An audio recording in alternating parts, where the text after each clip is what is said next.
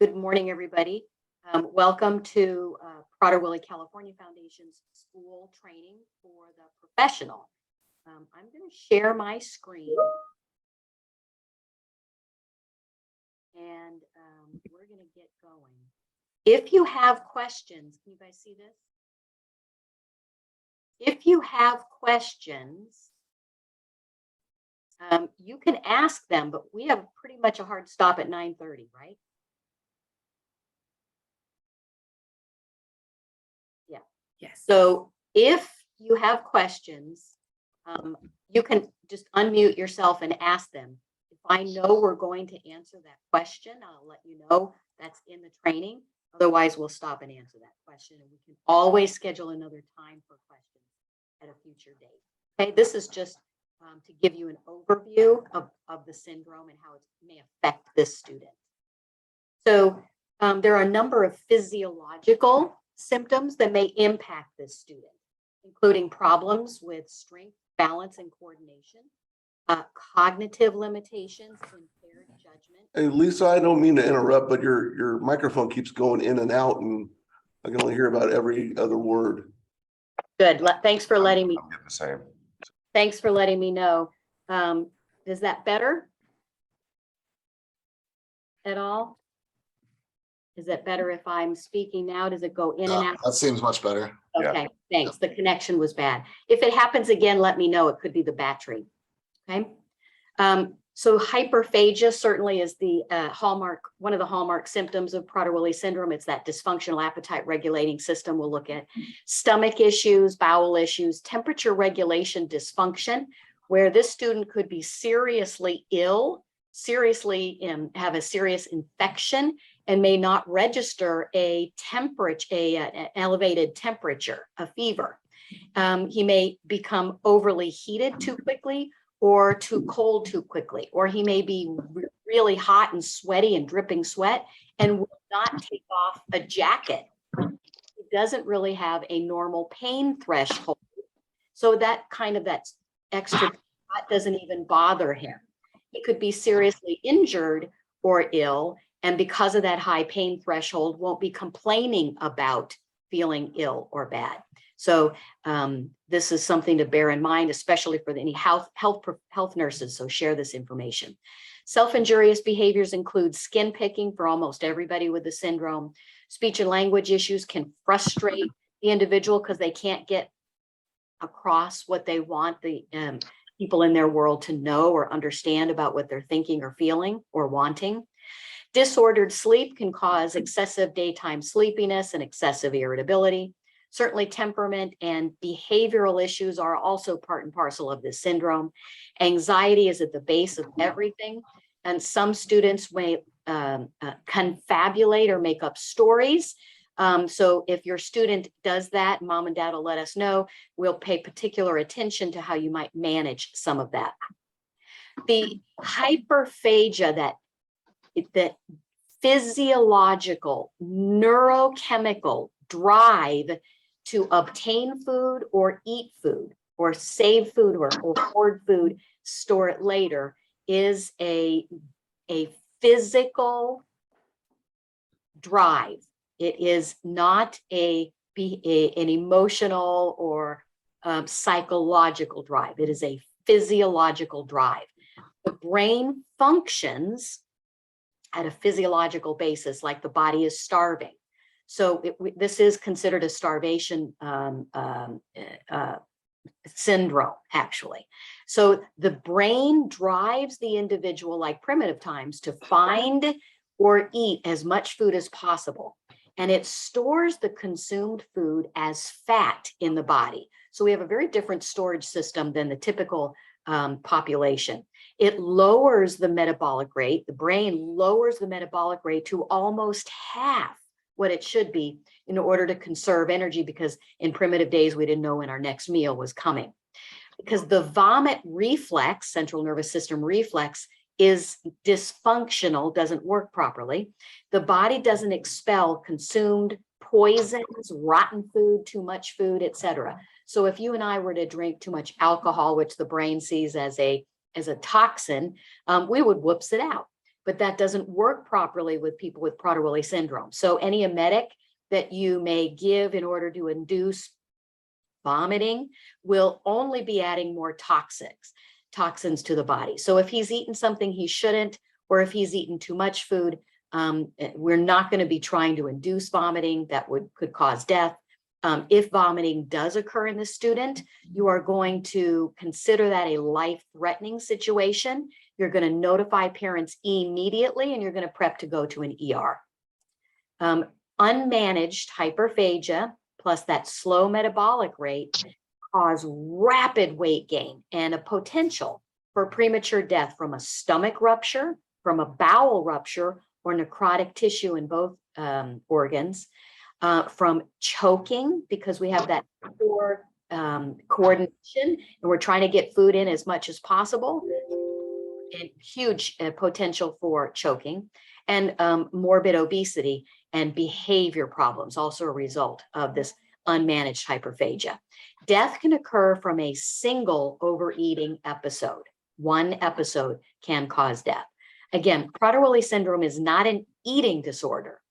Prader-Willi syndrome is a medical disorder, whereas an eating disorder can be treated with psychotropic medications, psychotherapy, psychiatric interventions. Prader-Willi syndrome is not amenable to those interventions. There is no known medication that treats the hyperphagia food drive to even reduce it. Nothing, there's no learning to control that hyperphagic food drive. Now, a student or people, can manage themselves properly. Maybe some students can in one environment, but if you take away the supports, the supervisory supports, eventually their brain will overrule their knowing, I shouldn't take that food, I shouldn't eat that food, and they will eat that food. So the current state-of-the-art management and treatment of the Prader-Willi syndrome hyperphagia food drive is 24/7, every single day of their lives, supervision and adhering to what's called the principles of food security throughout the lifetime.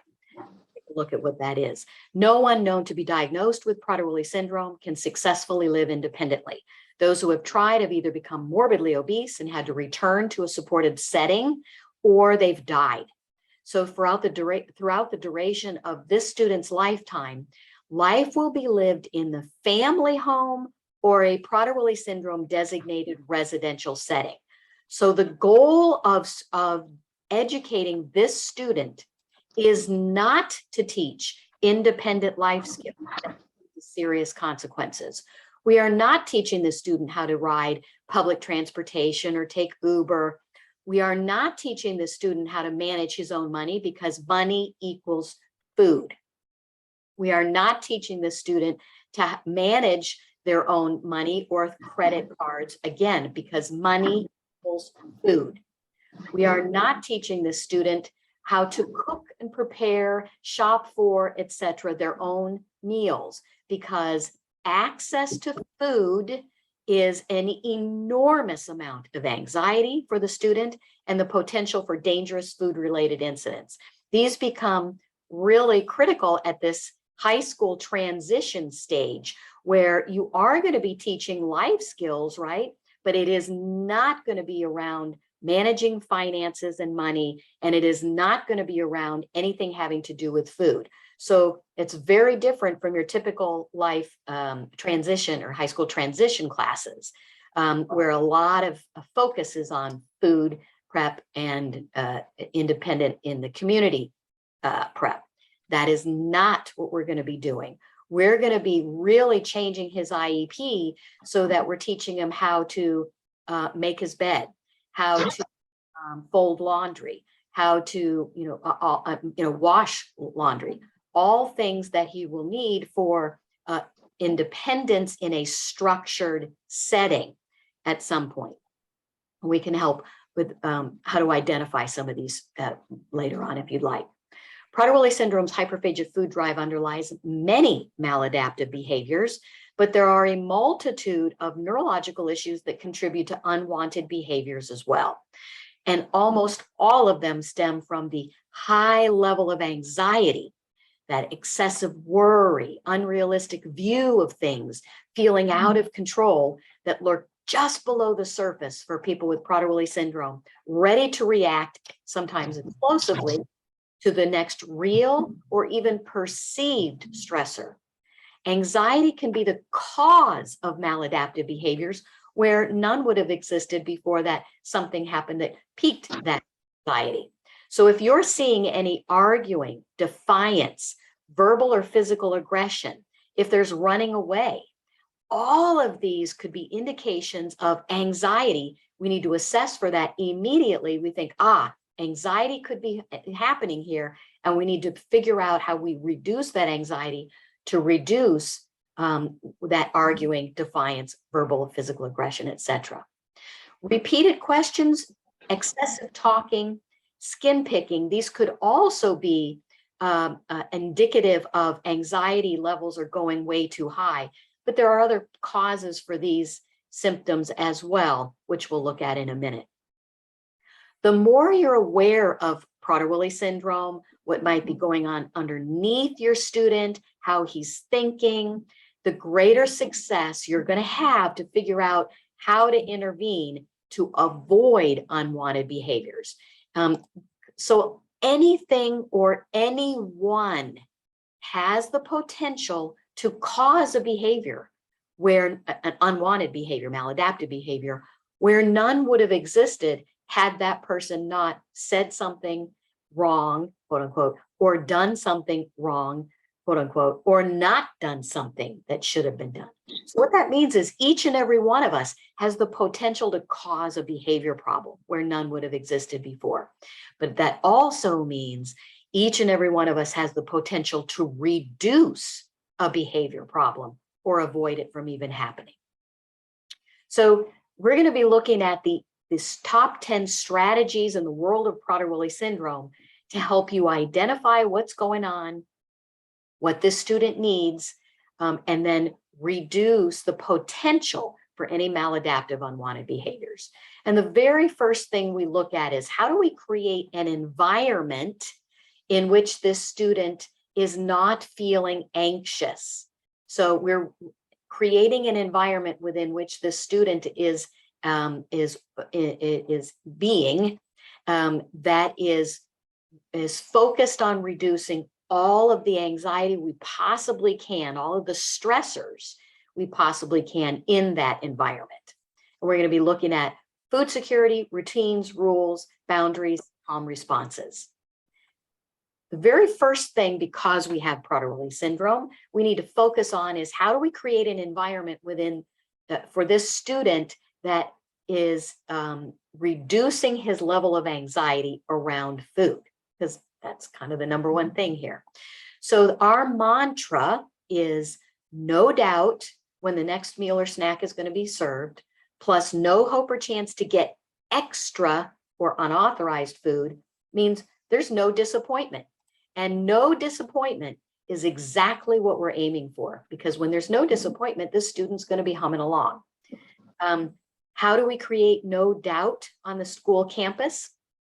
Well, the easiest way to do that is to establish consistent routines for when this student, where this student is going to be having their lunch or snack. This is usually pretty easy on the school campus, right? And then you're going to, because you're probably going to have snack at the same time every day, lunch at the same time every day. When the student goes home, he'll have after school snack at the same time every day, etc.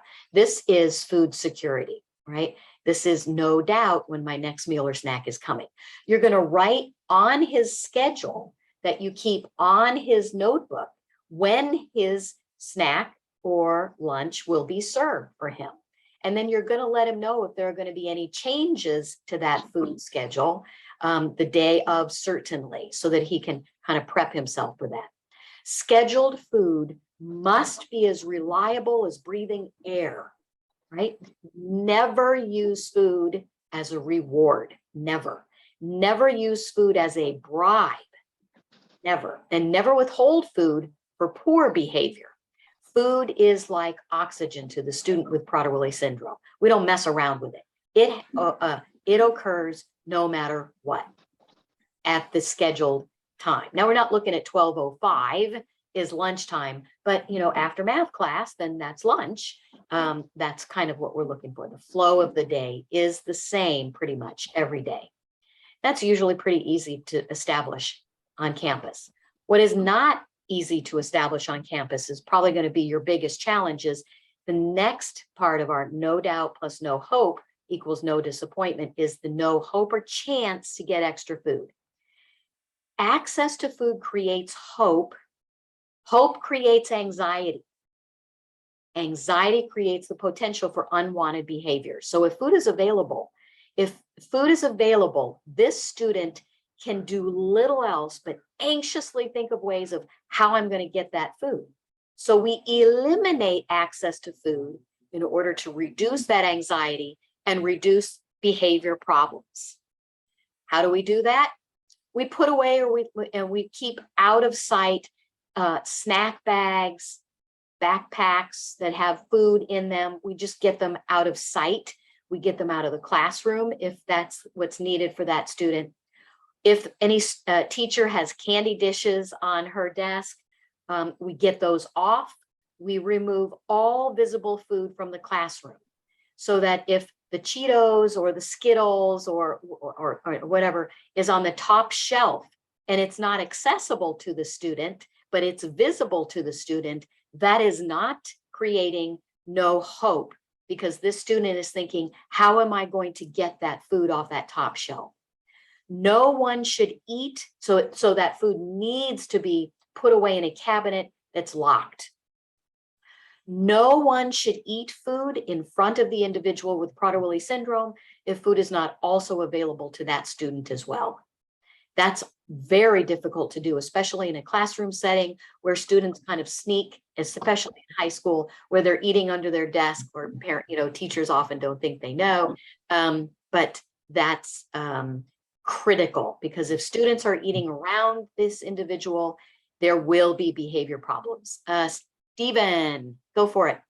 Yeah, so I think this is probably one of our biggest challenges, being on a comprehensive high school campus. And even if we can control, the specific classrooms that he's in and the access there, he's still, it's a campus. So kids, we have vending machines, we have trash cans, we have, food left after break, and, it takes time for custodians to clean and all that. So I think that's where our biggest challenge lies, is how do we maintain food security in an environment that, is just it's open. There's just open access all over the place. That's exactly right.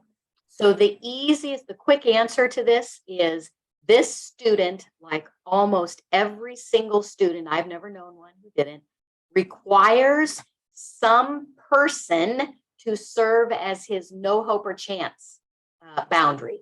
So it is a person that is designated to be supervising this student as he walks from class to class, or at any time he's on campus. They meet him on campus, they walk him to his locker, they walk with him to the next classes, they make sure he doesn't take food out of the trash, because this is what students will do, that he doesn't take food out of other people's backpacks. This student must have a designated person who is with him to supervise him and keep him safe. Otherwise, he will be driven to take food, whether it's off the ground, in the trash, et cetera. And it's a huge liability risk for you if you don't have a designated person who is providing that supervisory support. Okay, and we do have that, so that's good. And she's in this training, so that's perfect, because that person is absolutely critical to the success, overall well-being of the student on campus. Lisa, may I ask another question? I couldn't find the hand raise button, so sorry. Sure. I'm Amy. Thank you for doing this training. We do have often food related events like incentives on campus. And so just to clarify, would it be best, because you said he should never have access to food that other students don't have access to allow him to go get the root beer float on root beer float day? Or is it better to prepare him that he's gonna, his routine might change a little today so that he's not exposed to that, and then it doesn't an issue, what would you recommend? Excellent question, Amy. So on these types of things, this is where we really will have, and we'll take it offline. Well, maybe not, because this is the training. We really have to have parents' input on that, because a root beer float is a massive amount of calories, and it is a wonderful, privilege, right, that other students get to have access to. Some students can manage the root beer float, and parents will reduce calories throughout the week in order to accommodate that. Some students' behavior, if they know that no matter what, they're going to get that access to that, can be fine. Other students can't, and we have to have a plan B to accommodate that. But just because the student is told, well, we're going to do another alternate activity, if that student knows class is translate. I make sure everybody's muted. I think we're getting some feedback. didn't know there was a Ryan, that might be yours. My sister used to send me Ryan, I think can you mute your mic? Can you mute? I'll forward it to you. But it was interesting. So parents,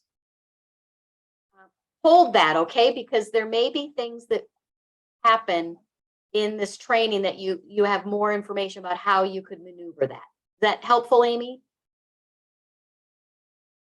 Kind of not even answering your question, kind of deferring it. Okay, I'm going to keep going.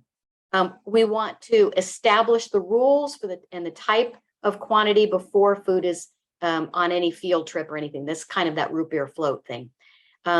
We never give into a tantrum for food, though. Never, never, never, never, never, never. If you believe the student has accessed food, we don't set him up for failure by saying, hey, did you eat those chips?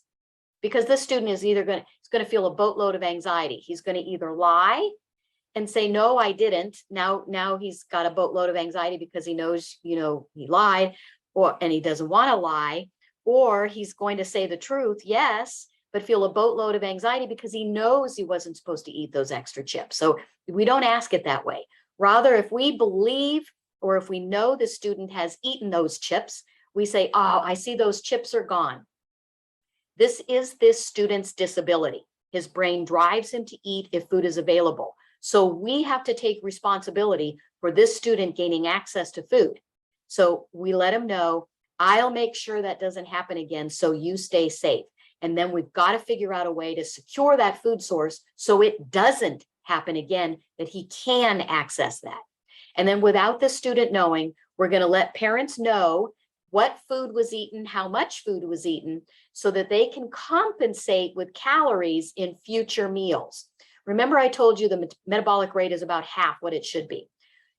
People with Prader-Willi syndrome will gain weight on more than 2 fruits a day.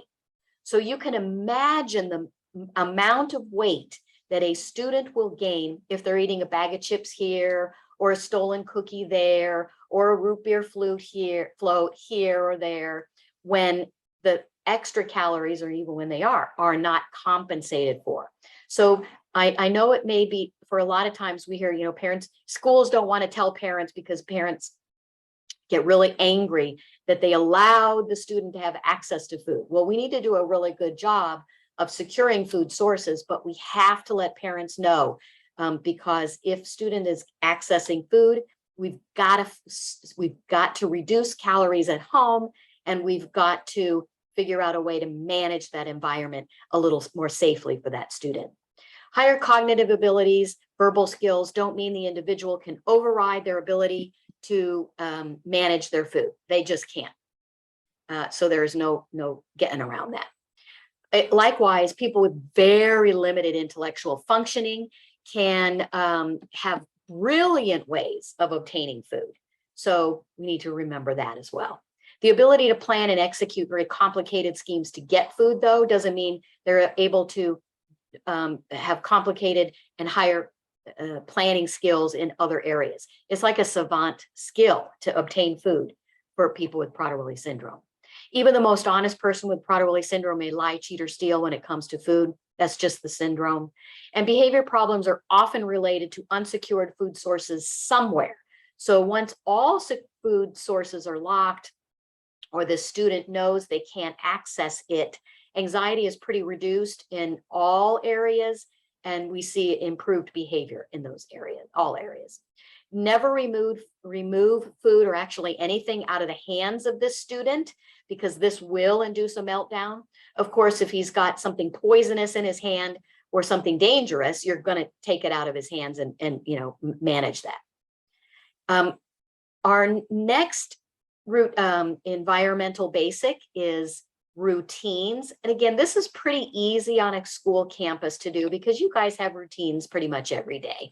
And this is important for students with Prader-Willi syndrome to help reduce their anxiety. So you're going to take your routines and absolutely put them on a concrete piece of paper that the student can refer to or be referred to whenever there's a question about the activities or the schedule of the day. You just refer to that, and you provide advance notice as appropriate to this individual about any changes in plan. If there's going to be a school assembly, you might let them know in the daytime, and make sure you're letting them know how that will affect their food schedule. Okay. Rules, again, are also pretty easy to establish on the school campus. Rules reduce anxiety because it lets the student know, how do I win? How do I do better? What do I do? And so we establish those. They're not meant to be punitive at all. They're simply structure for this student to understand things. And you want to have rules that change, right? From classroom is a quiet voice, but recess yard, the rule is you can, run around and be loud outside. You may want to establish rules for how the student accesses the school nurse, because anxiety takes a big toll on the physical health of students with the syndrome. So a lot of students will feel stomach aches a lot, headaches a lot, because they're trying to manage so much. And so they're feeling these somatic complaints.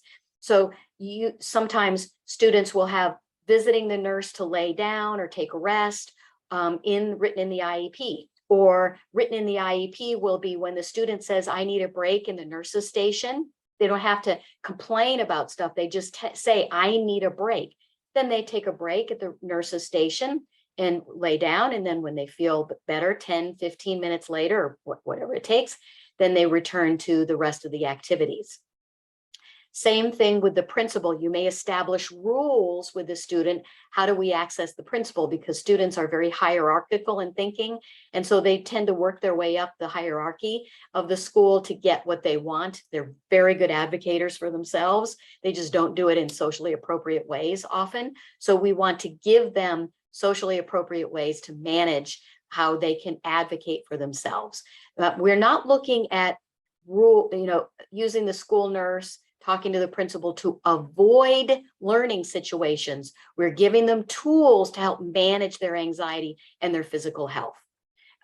When something is understood as a rule, especially if the individual had some input into how we are going to manage that particular rule, then they're more likely to follow it, just like most people, right?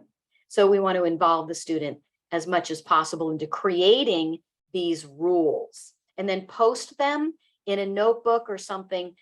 This is something that can be helpful for I'll call it the aide, that your designated person who provides that support. You hold on to these things, the schedule and the rules for this student, and then be sure to establish the rule that teachers get to change the rules. Boundaries also are often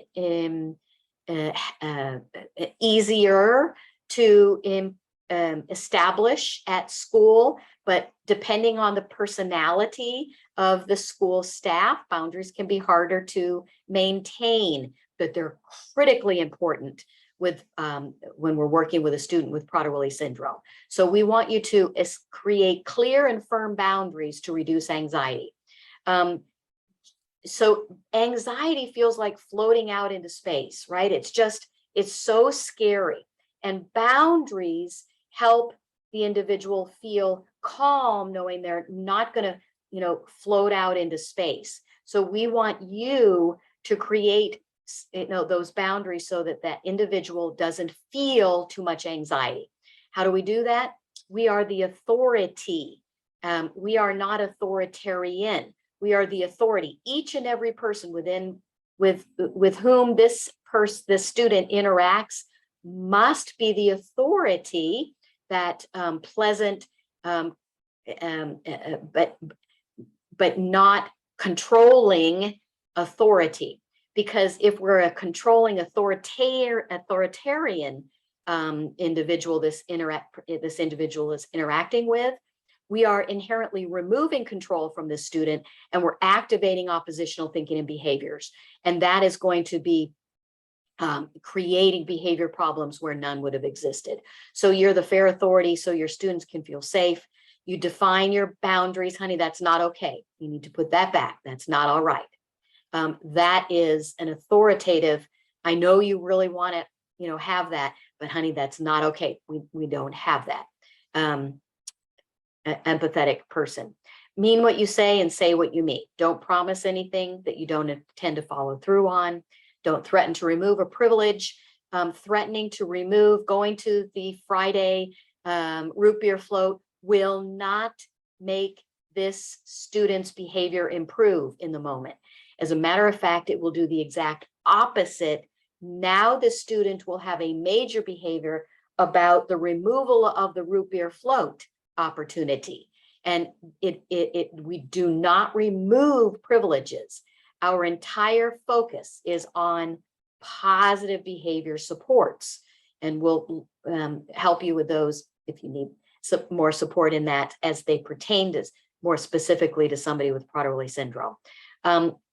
Again, we can go more into focus later on a day stops here strategy if the student has a hard time transitioning from class to class or activity to activity, or you believe is having behaviors in order to manipulate you to avoid certain classes or subjects that are more challenging for him. Calm responses, you know, this is again pretty easy on a school campus because you guys are trained to have you know, calm responses to your students no matter how they're managing themselves. But if we're critical, or if we're more emotionally charged during their emotional experiences, it's just going to create more behavior problems. So no matter what you're feeling or what's happening for the student, you're going to be responding in a calm, nonchalant way and managing your own self by, you know, breathing, doing whatever you need to do. If this student says, leave me alone, do listen to him, take a step back, no more interaction, talking, reduce your or eliminate your direct eye contact, see him, keep him safe within the peripheral vision, let him cool down, do that. Calm responses, again, if somebody's having a meltdown or they're just, you know, having a sit down strike and refusing to go somewhere, just respond to that with kind of boredom. You can do whatever you want, honey. But we will be going to our next subject. You know, sitting down here in the playground and not going back to class isn't going to get you what you want. So this is particularly important for you because you may spend a lot of time waiting out this student so that he understands these behaviors do not get him what he wants. And then we extinguish those behaviors in that way. And then again, depending upon the student, when he's doing the behavior when he's engaging in the behavior you want him to engage in, like walking back to class, you just kind of nonchalantly say, great job, let's go to class, great job, right? Do know that lying to avoid blame is part of this syndrome. Confabulating to make up, like that's defined as making up stories in order to either get attention, or sometimes there's absolutely no reason why somebody will be making up stories. Sometimes there's allegations of abuse that are made by students, false allegations of abuse. If you have Any allegations, just let us know. We can try to help you with those, how to manage that situation. Don't give into a tantrum, because if this student is temper tantruming over a small issue today, they may be testing your boundaries. And if you give in over, okay, have my eraser, right? Gosh, just stop, have the eraser. What that teaches the individual is all they need to be doing next time is to yell a little louder, be a little more aggressive, wait you out a little longer, and eventually you'll give in. We do not want to teach this student that, because giving in today over a little thing could make behaviors far worse tomorrow. So don't give in. Honey, I told you can't have that eraser, and what a bummer, because you really want that eraser, right? But you can't have that, honey. So maybe we can think of a way for you to earn that behavior, that eraser at some point. But today, that's my eraser, and I'm going to hold on to it. Think long term. Don't give in to a temper tantrum. Our next intervention is empathy. This is if the environmental basics are key to the student, empathy is also the key, the baseline from which all the rest of the interventions are born that we're going to be going through. So empathy is the ability to see another person's perspective, understand and share the feelings of another person. And most people with Prader-Willi syndrome do not possess the ability to see things from another person's perspective. They just can't. So we see things from their perspective so that we figure out how to manage these interactions. And I like this cartoon because it kind of illustrates that. So here we have our student with Prader-Willi syndrome who sees the 9. It's a 9. It's a 9, he says. And you're trying to teach the student, or you're saying, no, honey, it's a 6. It's a 6. Until you see the perspective of this student, that why does he keep saying it's a 9? Why does he keep having anxiety? Now, once you understand that, oh, I get it. You see a 9 and I see a 6. Now you can create some intervention that will help you get this student beyond the stuck place that they're in. Empathy is successful because it gets to the core of this student's anxiety or disappointment or frustration, and it gets you out of a power struggle with this student. It's a 9, no, it's a 6, no, it's a 9, no, it's a 6. And it puts you and the student on the same side of the team. Oh, I see now. You see it's a 9, and we got to figure out a way for you to understand that it's a 6. Now you're on the same team. That student understands you're on the same team, and now you're good to go with that student. At its most basic form, an empathetic response can simply be repeating the exact words this student uses. Other words that can express or convey your empathy include, you think X, you think it's a 9. I understand, you think it's a 9. I get it. You would like for it to be a 9. I understand. What a bummer. What a bummer. It's a 9. Yeah, what a disappointment. It's a 9. That's not fair that it's a 9. I get it, right? All of these are very succinctly getting to the heart of what this student is thinking, feeling, etc. And it puts you on the same team. Empathy is never, it isn't agreeing or disagreeing, and it's not giving in. It is simply communicating that you understand the perspective, want, need, concern of the individual. And once he understands that you get it, he doesn't need to turn the volume up of his upset to get you to understand it. He doesn't need to get louder or more aggressive or escalate his upset. And when that happens, you will see his behavior reducing. Once he knows you understand, oh, I understand. And then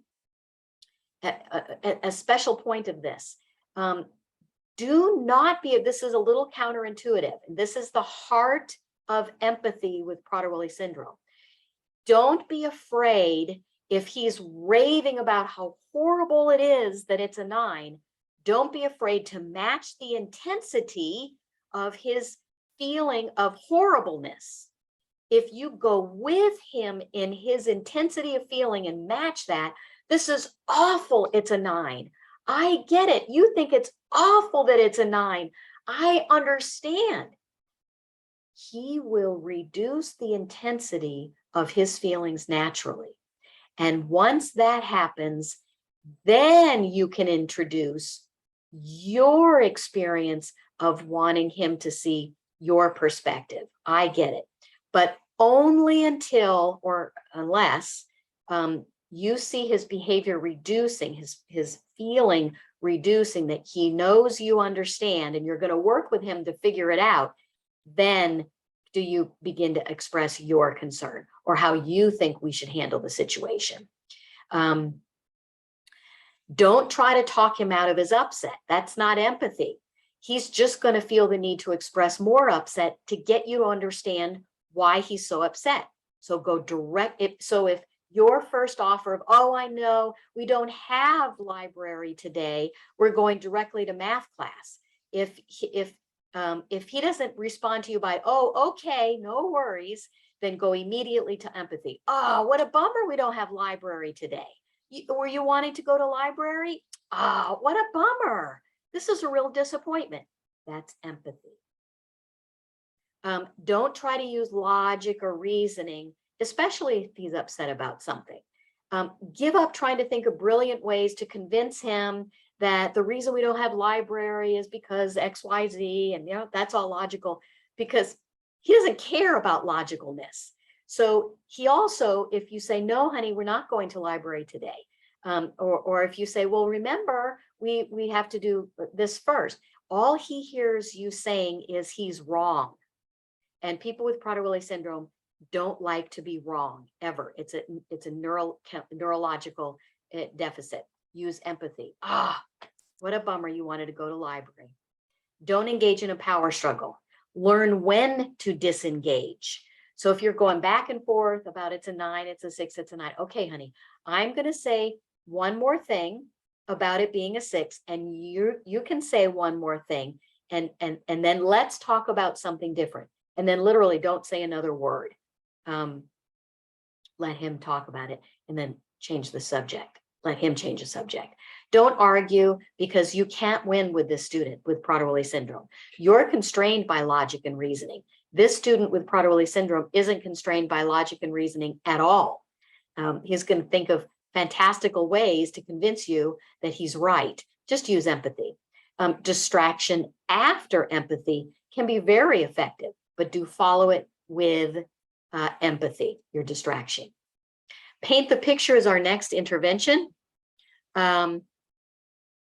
Knowing what to expect reduces anxiety and the potential, therefore, for an unwanted maladaptive behavior. So paint the picture. Let this student know everything that's going to be happening in this new situation. There's no detail too much when you're painting the picture of what the student can anticipate to see. We're going to go to the library. We're going to be going to the library. You guys are going to be lining up, and then we're going to walk into the library single file. And remember, we're quiet in the library. Then we're going to sit in this specific area. Then you'll get up and you'll go look for a book. Then you'll find the book you want, and then you'll take it to the counter and check. No detail too much, especially if you're going out in the community or if you're going to a new place within the school campus or there's an event. Paint the picture in great detail. Do know that giving too much advance notice about things can create anxiety for some students. Not giving enough advance notice can create anxiety for some students. Parents can help you find the sweet spot for this student, whether it's an hour before or the day before or the morning of some change in things. Do anticipate that what happens this time is expected to occur every time thereafter, and disappointment is likely to result if it doesn't occur every time thereafter. If it's not fixed first. Which brings us to our next intervention, fix a past goof. Again, anything that's occurred that's expected to occur in the future, it is expected to occur in the future. So if something occurred they wanted to occur and it's not going to happen this time, disappointment could result. Disappointment means behavior problem. Or if something occurred in the past they didn't want to occur, he's going to be thinking it's going to happen again unless you fix it and paint a new picture. Remember, that happened before. This time we're going to make sure that doesn't happen for you. So we want to fix a past goof to paint a new picture to create appropriate expectations for what's going to happen next.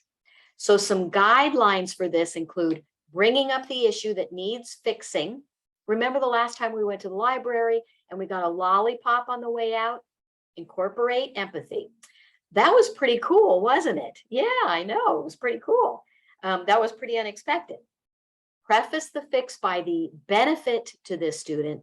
You know, we always want to do what's best for you because we really care about you, empathy, and then introduce the fix. This time when we leave the library, nobody's going to get a lollipop because that's really not healthy for you or for anybody else. So we won't be getting a library. Done. I mean, we won't be getting a lollipop when we leave the library, and it's done. Our next intervention, preferred choices, creating the win-win.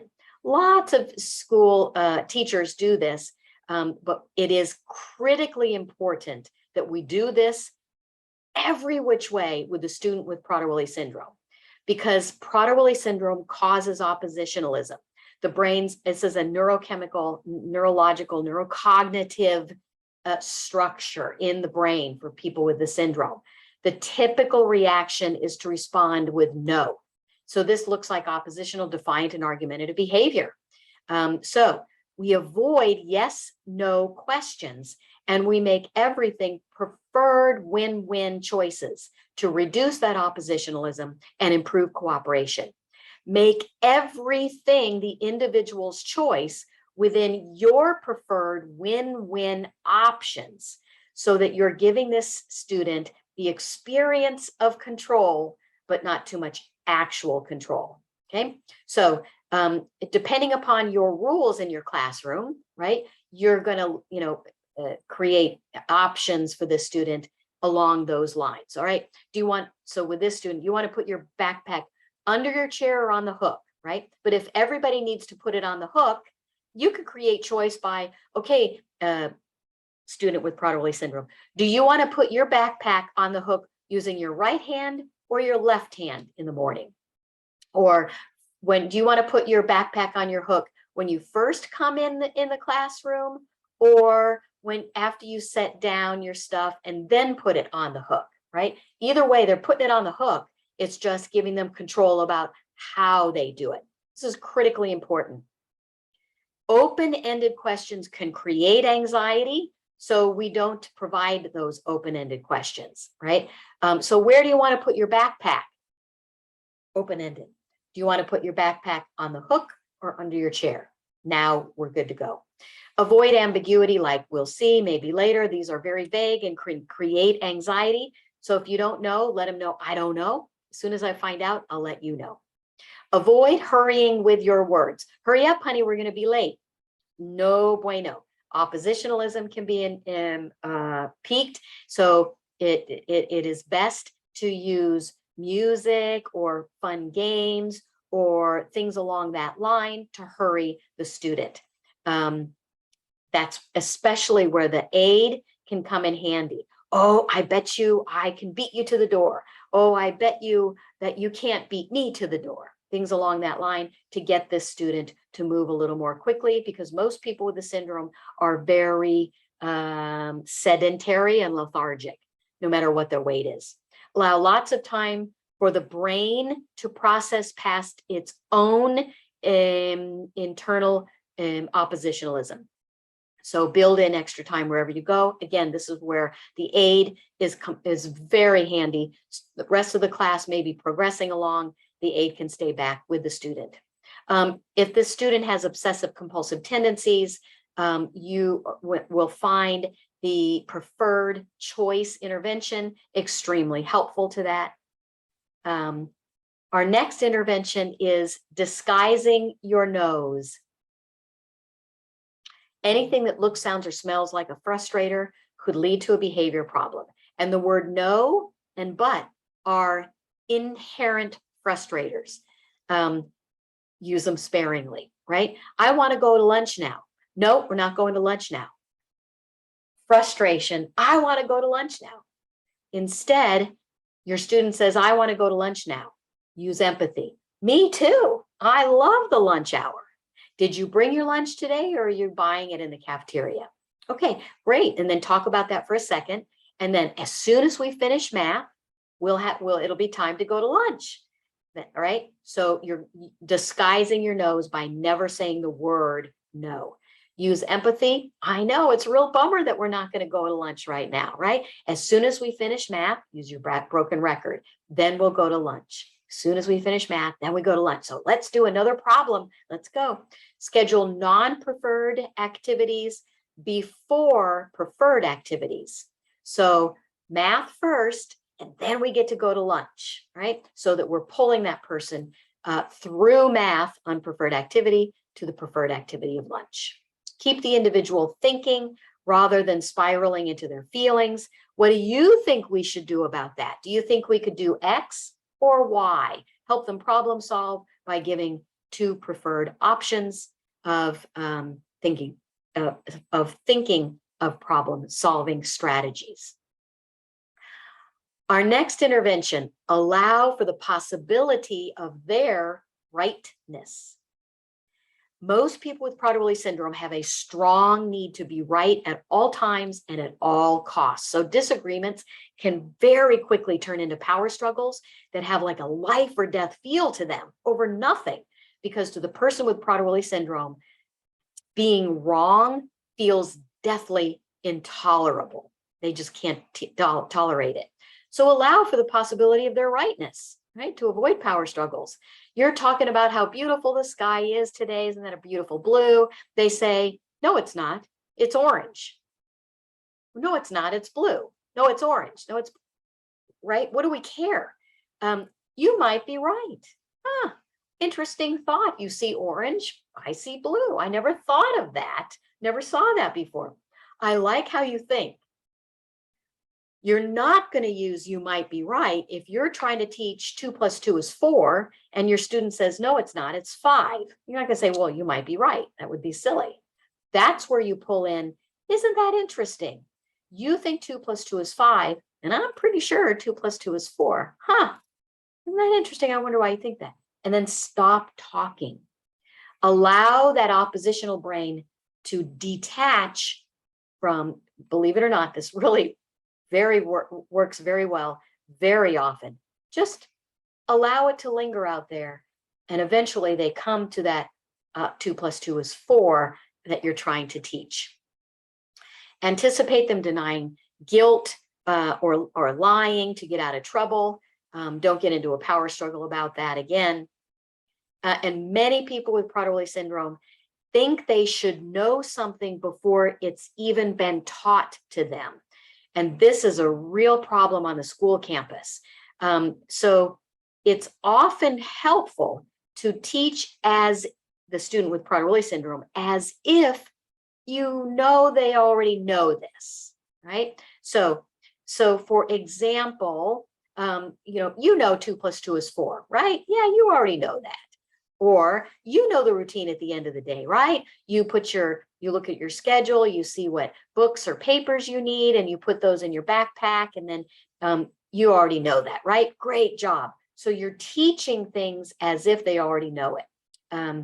It's a common thing it's interesting that most people with Prader-Willi syndrome think they should already know something, and they'll lie or they'll fake you out, so that if you say, does everybody know what the word, right means? Your student with Prader-Willi syndrome, does anybody not know what right means? He may not raise his hand. That's where you may want to come in. Do you know what right means, right? And then you teach it, okay? role model that it's okay to make a mistake, because for most people, they just can't. So doesn't mean that they're, even if today they say they goofed, oh, I goofed, doesn't mean that that's going to be carried over in the future. Just take a win when you can get it. Coming down the pike here, using their egocentricity to your advantage. Most people with syndrome are generally think about themselves first and foremost because it's a neurological deficit. So use their egocentrism to increase their cooperation, right? So don't say, if we don't hurry, the whole class is going to be late to the library, because this person could probably care less. Do say, if we get to the library on time, then we get to go to snack on time. So let's everybody hurry. Use something that motivates the student to be on time. Don't say to this student, your yelling is disturbing the rest of the students. Because if this student with Prader-Willi syndrome is yelling, he's advocating for himself. He's just doing it in a poor way. And so he's not going to care whether his yelling, advocating for himself, is disturbing anybody. He wants you to do what he wants you to do. So I hear what you're saying, you may say, and as soon as you speak softly, we can talk more about it. Now the student is incentivized. Do teach other person's perspective. These are deficits in most people with a syndrome. You can use things like, now that you're, I don't know, 15, 16 years old, I wonder if you're mature enough to lead the whole class to the library. I don't know though, do you think you're mature enough? And then pull that student to say, yes, I am. And then you're good to go. He'll do a great job leading the class. Motivate externally, because most people with Prader-Willi syndrome have very, very low internal intrinsic motivation. They are only motivated most of the time by external means, right? So your verbal praise, your encouragement, your high fives are going to be really meaningful and motivating to the student. Special time earned, earning a special privilege, using any reward system, token rewards, stickers, etc. These are very, very helpful to most students with the syndrome, to help them progress through a day or get through to some learning activity. Participate alongside the student. Don't send them off to do things on their own. Do it next to them or with them. If the student has a hard time staying with the class or getting up with the class, we can teach you about the lead like a mama duck intervention. Again, never use food as a motivator, incentivizer, a reward, or a punishment, because it will backfire on you in time, sometimes quickly, sometimes down the pike, and you're in big trouble. Never use food or any derivation thereof. Food gift cards, nothing. Remember that executive functioning deficits are pretty common. So this student is going to need support throughout his lifetime with planning, prioritizing, organizing, problem solving, self-monitoring, self-regulating, paying attention. These are all nice goals for you to have, but you will need to support this student throughout, because he's not going to achieve these. He's going to just need help getting them. Common sense judgment, always impaired. Guide the student to conclusions to help improve whatever problem solving skills he has, rather than always problem solving for him. And then do remain vigilant against delusional grandiosity. So for instance, if you say, can you swim? Can you swim pretty well, student? He says, oh yes, I'm a great student. Make sure that you're watching him in the pool for the first time. Otherwise he could drown, because he has, he thinks he can swim great when you really can't. He may not be lying. He just has delusional grandiosity, which is very common in people with the syndrome. Our final intervention, use transition prompts to increase his flexibility, right? Many people with the syndrome have attention deficits. At the same time, they often exhibit hyper focus on what they're doing in the moment, and this interferes with transitioning to the next activity. So use limited preferred choices. Do you want to move to the next? Do you want to clean up in 3 minutes or 5 minutes? Okay, you chose 5 minutes. So, okay, it's 3 minutes. Got to start putting away our paintbrushes. Okay, 4 minutes. Let's put our paintbrushes under the table and provide lots of empathy for the student if he's not able provide. Let me. This should be. There's a step missing here. Provide lots of praise when this student does start putting away or making any movement towards putting away their things and getting ready on time, and even being ready on time. Lots of praise when they are, and then provide lots of empathy if they do have a hard time stopping. This is where your aide is going to come in and stay with the student. I know it's really hard to stop, huh? You don't want to stop. I get it. You chose 5 minutes, honey. So and 5 minutes is up. So it is time to stop. But that doesn't mean the student is going to. It's really hard. I know we're at the end here. Repeated questions and excessive talking may reflect a short-term deficit or anxiety or a desire to connect. So do assess for that. I believe many students, if not most, have nonverbal learning disability. You may want to assess for that. Think of strategies for that. Punishment, negative consequences do not work with this syndrome. There are a number of reasons why. Positive behavior supports do work. Never use food to punish.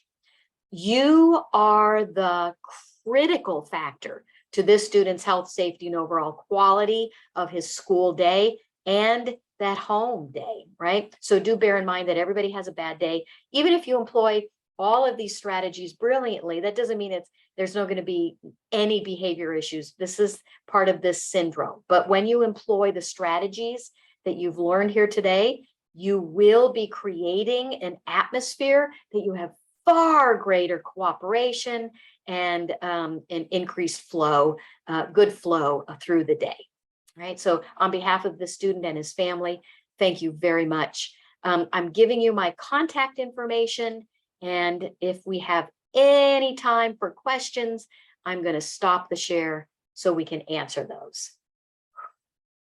Is your brain exploding? A little bit. I have a question, Ms. Graziano. Yes. Sorry, my camera isn't working for some reason. No worries. Thank you for providing validation for a lot of our protocols that we are putting forth already. Thank you for that. So that makes us feel better. However, in the event that our protocols are not working and say the incident moves towards aggression, towards our nutrition ladies, our aides, is there different protocols that differ from those normal protocols that we apply for severe behaviors with someone with PWS? Yeah. So yes. So there's two parts to that. First, if we are employing strategies to reduce the anxiety, reduce the potential to get food sources on campus, our entire intent is to avoid aggressive behaviors. If you're seeing aggressive behaviors, that means this student believes he can express aggressive behaviors in order to get what he wants. We need to change that thinking fast, because he will always have aggressive behaviors if he believes he can in order to get what he wants. So we've got to really focus on that, because aggressive behaviors mean we're in a boatload of trouble. Because we have low muscle tone, we have big respiratory function issues. When you use takedowns and safe holds and whatnot, they can be extremely physically dangerous to the student with Prader-Willi syndrome, much more so than your typically developing student with any other disability. So I can email you a handout for physical holds if you do get to that place, because obviously you are there if you're asking that question. Right, and that way we could provide everybody, the campus supervisors, everybody knows, Yeah, is on the same page. Yeah, I think, yes. At the same time, if you're having those behaviors, we probably want to have a small session with the individuals or who are in the settings that these things are happening, these behaviors are happening in, so that everybody is managing them before they become a problem. Correct. So we're reducing that problem, okay? Thank you. So physical holds, I'll send you that handout. But again, I can't emphasize prophylactically fixing things before they get to a physical aggressive place. But because Absolutely, physical yeah. aggression is part of this syndrome, I totally get your concern. Correct, yeah, because that's our main goal, is to prevent these incidents from occurring. So like you said, empathy, front loading, all those protocols that we use. But That's your best friend. Yeah, exactly. But if this person has lots of experience plowing through people to get stuff, especially food, then it is a big problem. Empathy may not work at all. He's already learned he can plow through people, and we've got to figure out a plan B. Correct. Thank Okay. you for that. Yes. I have a quick question. My name's Mr. Jones. I showed up late. I apologize for that, but You've got the recording. I have him in a class, and we start off generally pretty strong, and we can get some work done, but then he just puts his head down and like he's out, like Sleeping out. Yeah, like out cold. And so Okay. I just let it go, but then I kind of tap on him and say, hey, can we get going again? But do we just leave him be? Like, I don't like, what do we do? But great question. So in order to know what intervention should we do, we have to know what is this behavior, what is it doing? What is the function of this behavior? People with Prader-Willi syndrome have underlying sleep issues. Narcolepsy is one of them. So if we think it's a physiological thing, right? He just got fatigued. He's sedentary, he's in the same place, and he just puts his head down, right? Then maybe tapping him on the shoulder, okay, honey, you ready to come back to do some more work? That might be helpful, right? If this person is, however, overwhelmed with the math problems in front of him, and he's putting his head down to shut down, I can't do this anymore, I'm frustrated, then we have a different intervention. Maybe we say, okay, let's do 3 problems, right? And then let's get up and walk around a little bit. And then let's come down and do 3 more problems. And then so we're avoiding any frustration.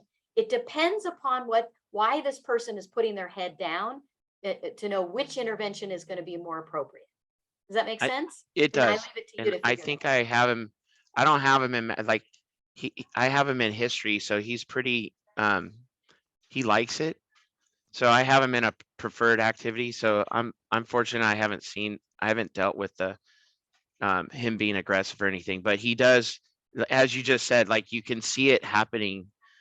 He tries to stay in it, and then you can just see his head start going down, and then he's like snoring in class. And So- my whole thing is like, I don't want kids it's like I wake him up like, hey, I don't want other kids to be like him. They don't care, but like it's loud snoring. What you're seeing then is narcolepsy. And so that's where the aid is, or if you're noticing him starting to do that, that's where you probably want to put your hand on his shoulder and maybe even develop strategies with this student. So you're not embarrassing him, right?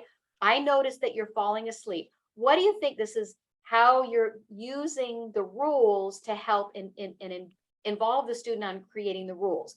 When you start to fall asleep, honey, would you rather I touch your right shoulder or your left shoulder to wake you up? Or would you rather stand up and take a stretch? Or what would, so you're helping him come back and interrupt that narcolepsy. Okay, just front load him on a plan prior to it happening. Yeah. Okay.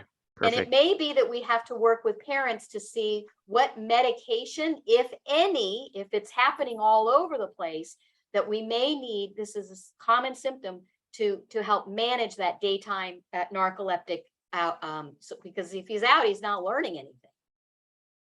I just want to say I echo the same thing Monty's had. So I have the same experience, Monty. It was kind of like deja vu listening to you, but so those are good things to hear, because I kind of do the same thing. I'll offer him to get up, go get some water. But sometimes I do let it go, but if he'll get to snoring, like Monty says, then I'll tap him and, hey, buddy, you got to do your work. Or don't let it go. He'll just get up and kind of nod, he's never, defined. He'll just go, okay. And sometimes he'll get back to work. Sometimes he'll get back to sleep. So don't let it go. It's not that he stayed up late, and he's sedentary and narcoleptic. Got it. Yeah, and don't let him go. No amount of sleeping is going to be enough. So, any other questions? I know it's so much to process. So what Yeah. we may want to do is schedule another, we're always up for brainstorming, right? You say this is happening. What do? We can do it. I just need the people who are involved in the setting. We can't brainstorm anything unless we've got the players involved, because I need to know why, what's the circumstances, what happened beforehand, what's been going on earlier. Just because a behavior is happening in this moment doesn't mean it's connected to this moment. It could be a behavior that's connected to something that happened the day before. So it's very different with people with Prader-Willi syndrome. This is a very unique and rare and very complex disability. All right, if there are no more questions, yeah, Cindy? I wanted to ask about before school. Yeah. And when the student comes to school, are they meeting their aide or with an adult at that time? We are selling food before school. We have carts out on campus. And last year, I witnessed Ralph talking to other students, trying to get them food. Yep. I haven't been out there personally on the cart before school this year. So I was just curious if that situation has changed. Is he with someone before school? I meet him when mom drops him off in the back. And if you can walk him on campus where he's not passing those food carts, that would be even better, right? If you're meeting him in the back, it sounds like you've already figured that out. Good. Yeah. This student should never be on campus without without supervisory support, because trash and finding other students and vending machines, it's a nightmare. Yeah, we might need Justine up in the main office. He's actually up in the staff lounge right now. I'm heading up. All right, guys, any other questions before we stop? Thank you Okay, so much, Lisa. This was Really good Absolutely. information. Monica, I will email you the YouTube video link that you can share with whomever you believe needs, and then share the handout of this as well and the rest of them. perfect. Thank you so much. You're welcome, guys. Have a good day. Thank you, Miss Lisa. Thank you. Appreciate it. Thank you. Good job. Thank you, Lisa. Hey, Steven, Yeah,